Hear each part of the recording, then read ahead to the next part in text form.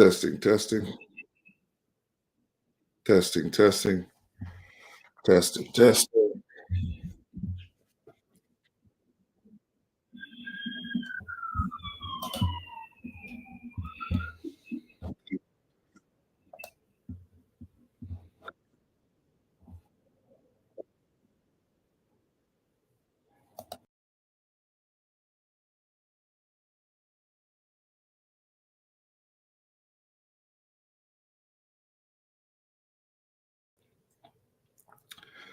Hey guys, Steven here, Fanatic Perspective. Welcome to the Texas Football Bleacher Report post-game show. Texas wins over San Jose State. San Jose State 38-7. Texas's first win of the season. Texas had actually been on a 2-game losing streak, consider last year and then the start of this year. So finally off of that skid versus Ohio State. So 38-7. Arch goes for 5 total touchdowns, 4 in the air. You know, that explosive, second quarter period where, everything is just coming together for Arch and Jack injuries and Parker Livingstone and just everything that they were doing. And then he had another rushing touchdown later in the game. So impressive output from Arch in that stretch, and for parts of the game where we were really like, okay, this is the talent, this is what he can do. And then there's other frustrating parts of this game, regardless of the statistics, where this Texas offense is still struggling and still finding themselves, still finding their identity, still looking for the consistent execution, the getting out of your own way. I mean, first off, Texas started this game very sluggish, very, very sluggish. It really, wasn't until that 83-yard touchdown by Parker Livingstone where they really got going. And then, the defense got into it with the tip drill interception to Jalen Gilbo, and it was great, right? Once they got turned, it felt like an avalanche. They go up immediately after that point, 28-0. But this game finishes 38-7, right? And they scored 4 touchdowns, in a 4.5-minute period of time.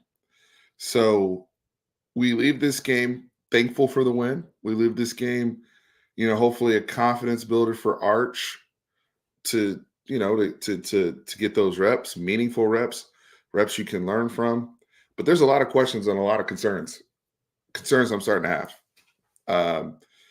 I think, we'll have to rewatch the game and really, take a hard look at it. But I felt like San Jose State was able to generate a lot of negative plays. Too many negative plays for my taste. And I'll share the box score here, but I don't know. It just seemed like it was too many negative plays for my taste. So that stuff has to get cleaned up. Defensively, I know that they came out, giving up some stuff, and it seemed like San Jose State was gaining yards. I give a lot more grace to the defense because I feel as though when they needed to hammer down and hunker down and get stops, they were able to. They probably could have even generated more turnovers, honestly, and disruptive plays, but the defense is still going to be phenomenal. This offense, though, has to figure out goal line still, consistency in the run game. I like what I saw from CJ Baxter was very good. Trey Wisner didn't play in this game. We had a couple other guys sitting. Alex January sat down today. So guys, different spots that weren't able to play. We'll see what happens with DeAndre Moore. He didn't finish this game. He went back in the locker room for injury. So tough. tough spot, right? Tough spot. Um, just editing the title on the YouTube feed. We're doing this for the first time where we're actually doing a cross live on the Fanatic Perspective YouTube channel. So if you guys are not familiar with on this Bleacher Report side, not familiar with uh, that platform, go check me out on YouTube as well. But just getting this edited here real quick, and then I'll share some of the clips as well because it's important to talk about. I mean, the penalties. Somebody else, highlighted that just now. The penalties, the you know, we started the game with a penalty on a play that was really an explosive, right? Like that stuff can't happen. And it's Colin, it's from your best players too. I mean, that first one, Parker Livingstone, I'll get to him in a second, but Colin Simmons, I think, has what, six penalties now in 2 games, right? And I think a big piece of that is guys. Okay, we got that cleaned up there. Guys pressing, and our best guys pressing. Arch Manning right now, even with the 5 touchdowns, he throws a Jameis pick right before halftime where the play is obviously dead. We have a chance to get points. We're in a 2-minute drill, situational football. Get rid of the ball, eat it, throw it out of bounds. But he throws it up for grabs to Jordan Washington, who's got 2 guys on him on the end zone. Really poor ball, gets picked off. And that's something that could have even ended up in a lot more disaster, maybe even a pick 6 if it, just as blindly as he threw it. Those are Jameis type decisions. So it's really, really frustrating to see that play out the way that it did. We've got to get better with the decision making, just like Colin Simmons and them. And one of the things I tweeted during the game, and I stand by this, our best players right now that are young and are getting into this spotlight of being, you can tell that they're shouldering the pressure of trying to be some of the best players in America when really you just need to be one of the best 11 on your squad and do your job and allow the game to come to you. Texas is talented across the board. There's no reason to press every play. You don't have to be Superman every single play. You can tell that Colin Simmons is really just trying to make that extra effort play, that super, when you have an Ethan Burke on the other side of you who's playing well, and the sack that they got early in the game was because of Ethan Burke. Like there's going to be flow that comes your way just naturally off of that. I thought our linebackers today had a very, very good day. Anthony Hill, Anthony Smith, Leonga Lafau, all 3 of those guys, job well done. The ability to go after the football, punching for fumbles. I was very, very impressed with their ability just to be physical at the point of attack when it came to tackling in the open field and not shying away from trying to knock the ball loose. That you could tell that they were really read in on the scouting report, understanding how turnover prone San Jose State has been, and really keyed in on that. So I thought the linebackers today, Anthony Smith was all over the place today, folks. Anthony Hill had the Superman punch, knock away, lay foul was everywhere. So the linebacker play today was really, really good, in my opinion. Going back to the offense, let's kind of establish some things here. What's up, chat? I see you guys here over on the YouTube side. I appreciate y'all chiming in. I will be doing our normal live show with Tran later today. This is the official Bleacher Report post-game show for Texas. Here's the thing. The good on the offensive side is I think it's obvious that Parker Livingstone is your wide receiver 1. Right now, he is the best chemistry with Arch. He's the best playmaker. He has shown breakaway speed in both games versus Ohio State, the game today, I mean, you earn wide receiver one. You earn those targets. And I know a lot of us expected Ryan Wingo to rise to that. And it's not that Ryan Wingo can't be a very productive receiver and do everything we want him to do in this offense. But right now, Parker Livingstone on 5 targets today, 4 catches for 128 yards and 2 touchdowns, including an 83-yard touchdown today. Just outstanding production from Parker Livingstone. Second best passing option right now that he seems to have chemistry with is the tight end, Jack Gendries, the Cal transfer. So those two guys seem to just be in the right spots against the defense, but just having that natural chemistry where they seem to be synced up. The timing seems to be good when Arch is working their way. Now, that is not all on Ryan Wingo, because he obviously the Ohio State game, he had some big opportunities.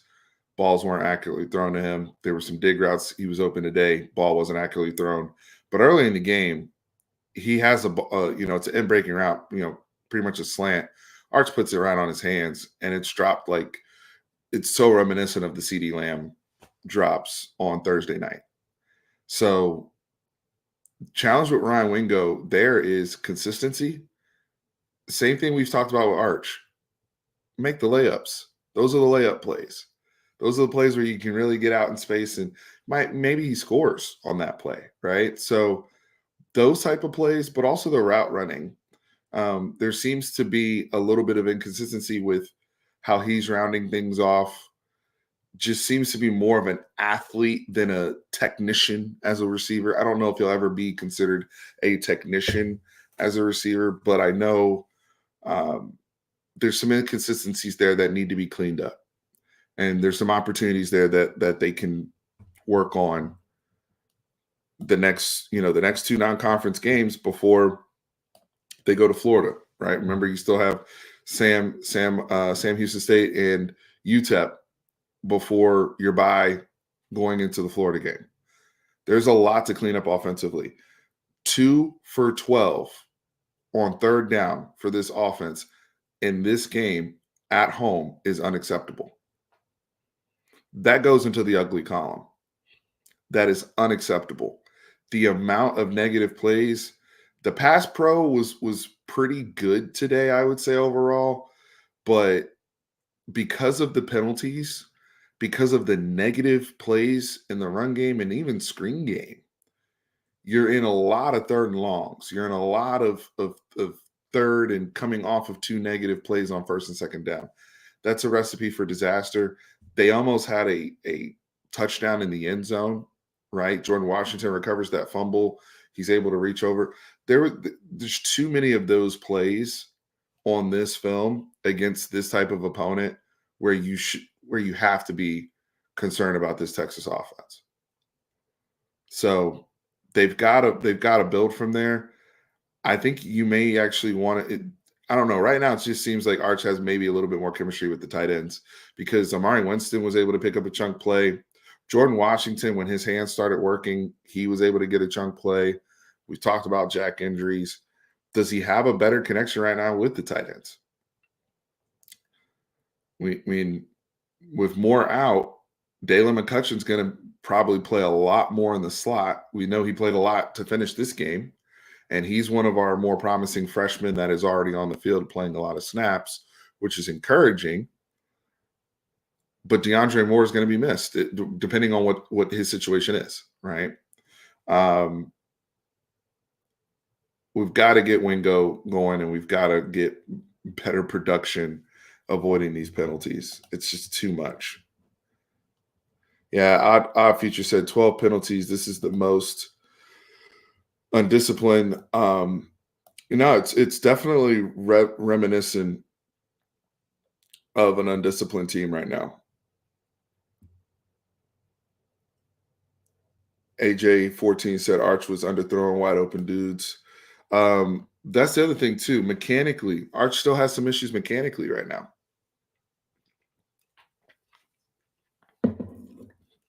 I did not expect everything mechanically that he was struggling with versus in the game versus Ohio State to be fixed point blank today right away. I did not expect that. I don't think it's fair to expect that. I did not expect that. But what is frustrating for me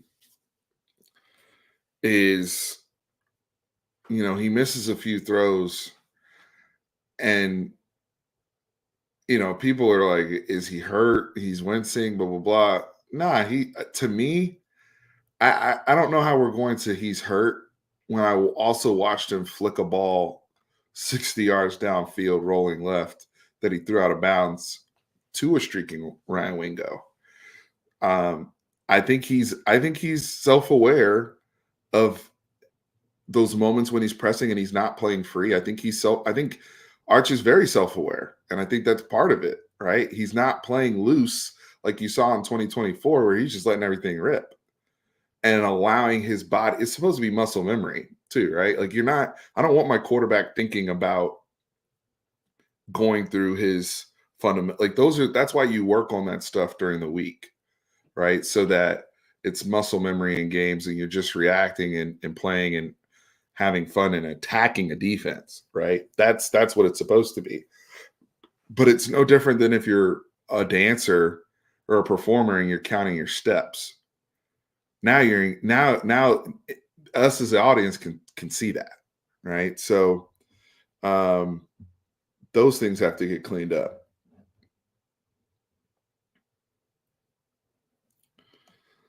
You think Wingo is lazy, Killer-Minded Music? I don't think he's lazy, bro. I do think there may be a conditioning issue. We know he missed time in camp for dehydration problems, and we know he's had hamstring issues. I don't know if he's lazy. I can't go that far with a player. I'm not going to go all the way there, but it has been underwhelming the first couple games with the assumed responsibility, because right now the allegations are up against Ryan Wingo. Are you just an athlete? Is that all you are? Because last year when we had Golden and Bond, we had these guys plus Gunnar Helm. Yeah, he could be in that athlete role. Just get the ball to him in space, boom, boom, boom. Now it's like, hey, we when we need you to hit that curl at 15, we need you to hit that curl at 15. Like, it's a little bit different. So it's a very, very good question. Thank you for the super chat, Bean. I appreciate you, brother. Bean said, we're still idle in the third quarter. The deep ball has our secondary looking sus. Arch, is it improves or improvs? Too many penalties. Definitely too many penalties. Totally agree with you, brother. Totally agree with you. Definitely too many penalties.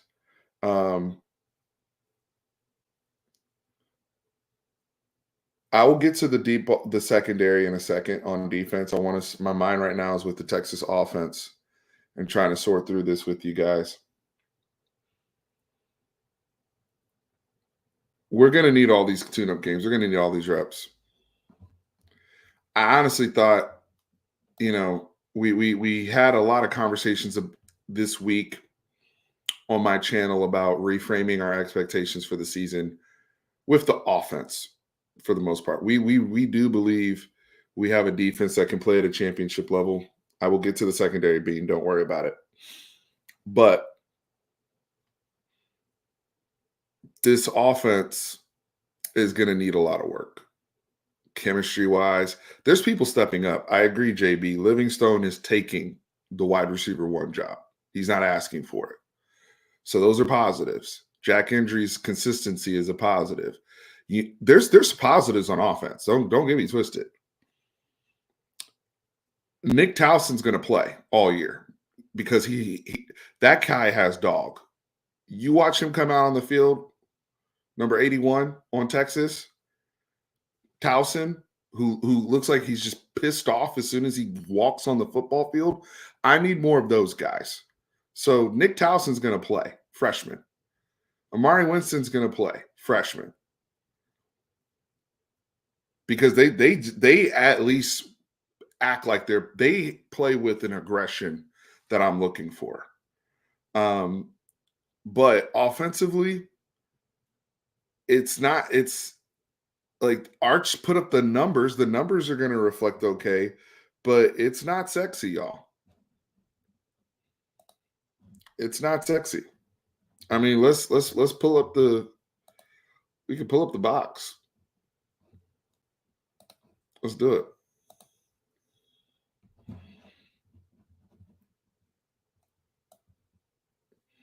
Look, you could say, okay, Arch 19 at 30, 295, 4 touchdowns, 1 pick. Cool. I'm with you there. But when we start looking at like to my left, right, team stats, 2 for 12 on third down.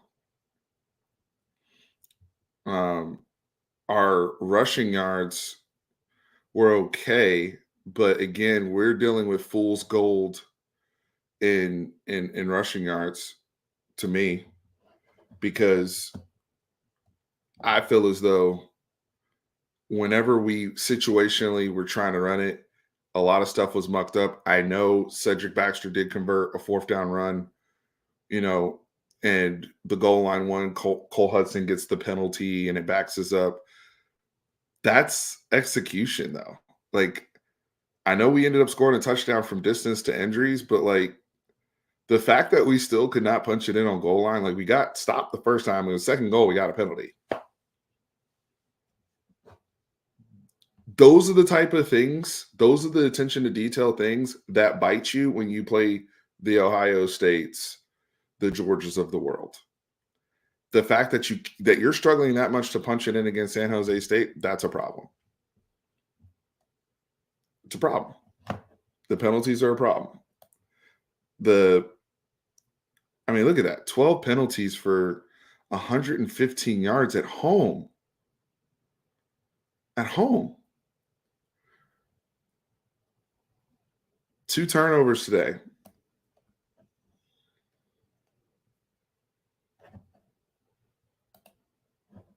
It's not going to cut it. Special teams was solid. I'll give I mean the kicking game, Mason Shipley I think hit a 47-yarder today. Punter's fine. I'm cool with the punter. Return game, I'm gonna need to see still a little bit more juice out of Ryan Niblett. So, do I think right now we're where we were a couple years ago with Xavier Worthy back there? No. Or even Silas Bolden, where at least Silas Bolden, there was a threat of him making big plays. Right now I need to see a little bit more juice out of Ryan Niblett in the return game. Now, going back to Bean's point with the secondary,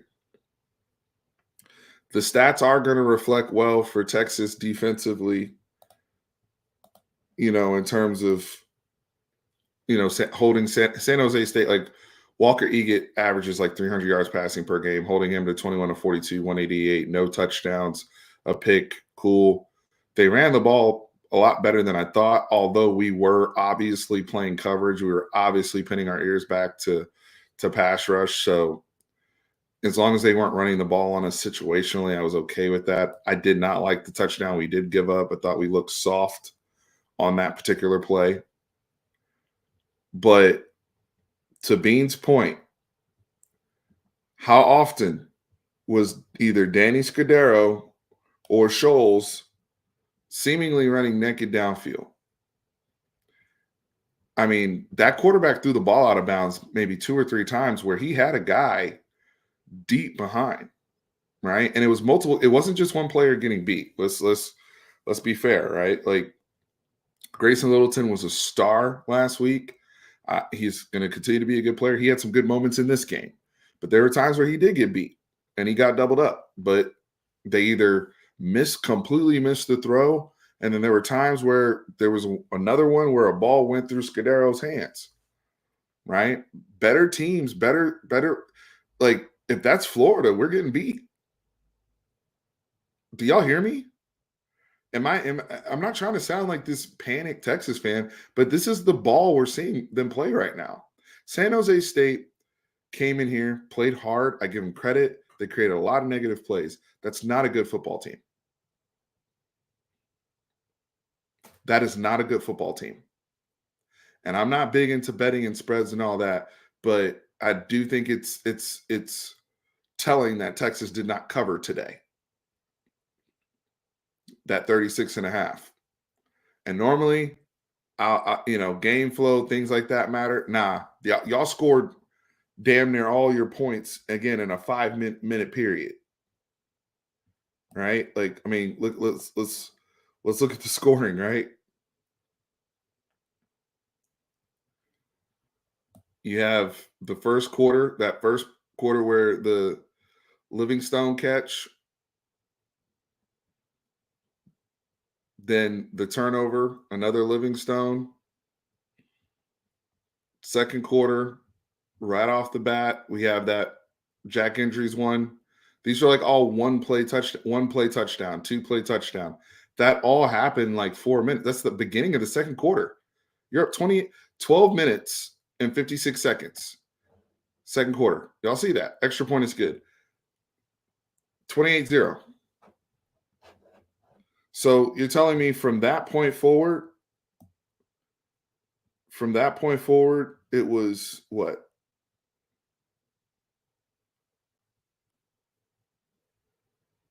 10-7? Yeah. That point forward is 10-7 for the rest of the game. Now, again, defense. I like that, when Colin Simmons went down, somebody talked about Zena being disruptive. Landon Jackson's going to be good. Yeah, they're going to get there.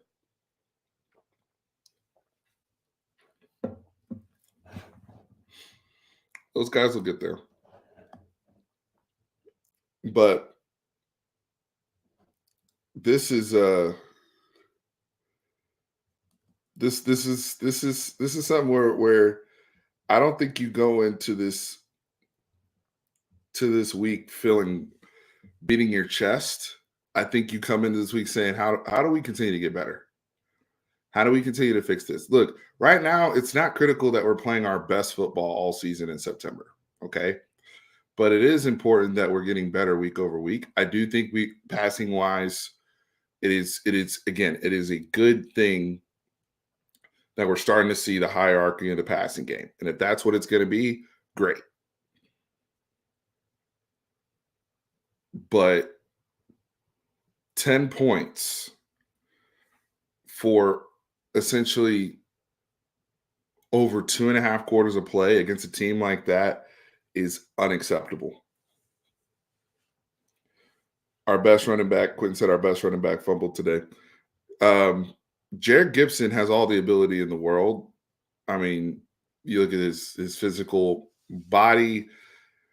I think he moves through the holes better than some of the other guys. I think he has a little bit more burst at times, especially initial burst. None of that matters if you can't hang on to the football. If you can't hang on to the football, you're not going to play at this university. If you can't protect the football, you're not there's no future for you here. And I'm not talking I know Jaden Blue, people talking about, well, Jaden Blue had the same problem. He got over it. Yes, Jaden Blue was also a weapon in the passing game. There was other things he was doing, but this is now, to me, even more alarming than Jaden Blue, personally, with the fumbling stuff. I don't know if it's a mental thing or what. Michael Shore, thank you for the super chat. Better. They ran Baxter on the goal line. They did. Also, if Arch plays like they played last week, I feel like they win. Number 3 in San Jose State didn't see the field again. No, Gibson was super good until he fumbled, but he fumbled. That's the problem.